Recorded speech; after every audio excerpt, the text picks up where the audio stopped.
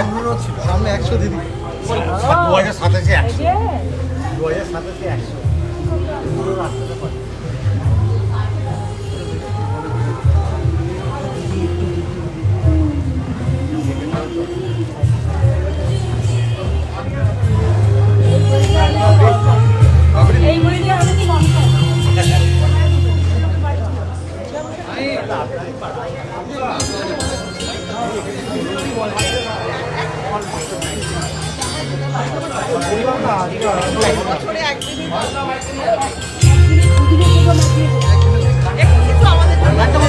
আমি মায়ের উদ্দেশ্যে মাকে প্রণাম জানিয়ে বলবো, এরা দর্পণের মধ্যে দিয়ে নিজের হৃদয়ের যে দর্পণ, সেই দর্পণটাকে বিম্ব নামে তুলে এনেছে।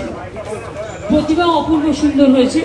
বকুলবাগান চিরকালই ভালো করে, এটা একটা নতুন সংযোজন, ওরা প্রতিবারই নিউ থিম করে। এবং আমি সকলকে শুভনন্দন জানাচ্ছি, শুভ শারদীয়া জানাচ্ছি। সকলে ভালো থাকুন, সুস্থ থাকুন, সুন্দর থাকুন।